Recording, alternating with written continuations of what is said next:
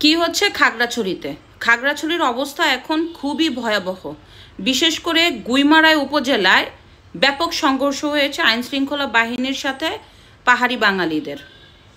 অন্তত ৩ জন পাহাড়ি বাঙালি নিহত হয়েছেন, আহতর সংখ্যা প্রায় শতাধিকের উপরে। পাশাপাশি আইনশৃঙ্খলা বাহিনীরও কিন্তু অনেক সদস্য গুরুতর আহত হয়েছে। ১২ জন সেনা কর্মকর্তা আহত হয়ে হসপিটালে অ্যাডমিট আছে। পাশাপাশি আপনার গুইমারা উপজেলার যে থানা, ওই থানার ওসিও গুরুতর আহত। তো কেন এই সংঘর্ষ? কেন এখন ১৪৪ ধারা জারি করা সত্ত্বেও বাজারগুলি পুড়ে গেছে, পাহাড়ি বাঙালিরা আহত হচ্ছে এবং এই রক্তের খেলা কিভাবে হলো? এর অন্যতম কারণ হচ্ছে গত মঙ্গলবারে একজন স্কুল পড়ুয়া শিক্ষার্থী বাসায় ফেরার পথে রাত ৯টার দিকে তাকে দলবদ্ধভাবে ধর্ষণের অভিযোগ ওঠে এবং মেয়েটিকে অচেতন অবস্থায় রাত ১১টার দিকে আপনার খালে পড়ে থাকতে দেখা যায়। এরপর থেকে ওই এলাকাবাসী ক্ষুব্ধ হয়ে অবরোধের ঘোষণা দেয় এবং এই অবরোধকে ঘিরেই ধীরে ধীরে পরিস্থিতি রণক্ষেত্রে পরিণত হয়েছে। এখন খাগড়াছড়ির সাজেক, এরপরে রাঙামাটির যে পাহাড়ি বাঙালিদের সাথে দফায় দফায় সংঘর্ষ হচ্ছে আইনশৃঙ্খলা বাহিনীর। পরিস্থিতি কিন্তু খুবই উত্তপ্ত। গুইমারা উপজেলায় পুরো একটি বাজার পুরে ছাই হয়ে গেছে। ওই বাজারের দোকানের বেশিরভাগই মালিক ছিল পাহাড়িরা। পাশাপাশি অভিযোগ উঠেছে ওই যে পাহাড়ি, অনেক বাঙালি পাহাড়িরা খুবই আহত, প্রায় শতাধিকের উপরে। অন্যদিকে আইনশৃঙ্খলা বাহিনী বলছে যে মোড়ে মোড়ে পাহাড়ি বাঙালিরা দেশীয় অস্ত্র নিয়ে মহড়া দিচ্ছে এবং তারাও আইনশৃঙ্খলা বাহিনীর উপর চওড়া হচ্ছে। আইনশৃঙ্খলা বাহিনী পরিস্থিতি সামাল দিতে এক পর্যায়ে তাদের উপর চড়া হতে বাধ্য হচ্ছে। তো এই দোকানগুলিতে আগুন লাগালো কারা? কেনই বা একটা ধর্ষণকে ঘিরে এত বড় রণক্ষেত্রে পরিণত হলো?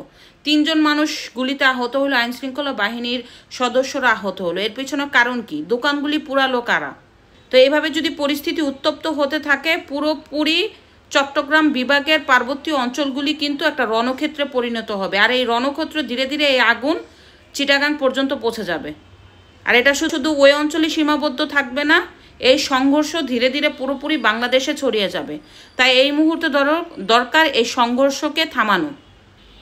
আপনারা সবাই জানেন যে খাগড়াছড়ি পার্বত্য অঞ্চল, এরপরে হচ্ছে সাজেক, রাঙামাটি, বান্দরবনকে অনেকে রেড অ্যালার্ট জোন হিসাবে আখ্যায়িত দিচ্ছে। এবং আপনার কানাডার যে নাগরিকদের বাংলাদেশে ভ্রমণে নিষেধাজ্ঞার অন্যতম জায়গা হচ্ছে পার্বত্য অঞ্চল, রাঙামাটি, খাগড়াছড়ি, এই অঞ্চলগুলিতে একেবারেই রেড অ্যালার্ট আছে বিদেশিদের ওই এলাকায় যাওয়া। তো হঠাৎ করে আমাদের বাংলাদেশে এত উত্তপ্ত কেন পরিস্থিতি? এভাবে বাংলাদেশের পরিস্থিতি খুব ভালো না।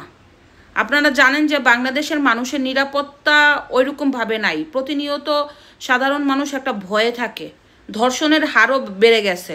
কারণ হচ্ছে আইনশৃঙ্খলা বাহিনীর পরিস্থিতি ঠিক নাই, মানুষের নিরাপত্তা নাই, ধর্ষণ বেড়ে যাচ্ছে, ডাকাতি বেড়ে যাচ্ছে, ছিনতাই বেড়ে যাচ্ছে। সন্ত্রাসী গোষ্ঠী এই আইনশৃঙ্খলা বাহিনীর পরিস্থিতি অবনতির সুযোগ নিয়ে সন্ত্রাসী বাহিনী তারা তাদের স্বার্থ হাসিল করছে এবং বাংলাদেশের পরিস্থিতি খারাপ করছে। আপনারা একটু চিন্তা করে দেখেন যে এই মুহূর্তে সেনাবাহিনীর ফুল ম্যাজিস্ট্রেসি পাওয়ার আছে, তারপরেও কোনোভাবে এই সন্ত্রাসী কর্মকাণ্ড থামানো যাচ্ছে না। যদি কোনো রকমে সেনাবাহিনী ম্যাজিস্ট্রেসি পাওয়ার উঠিয়ে নিয়ে ব্যারাকে ফিরে যায়, তাহলে বাংলাদেশের পরিস্থিতি আরও খারাপ হবে, আরও ভয়াবহ হবে।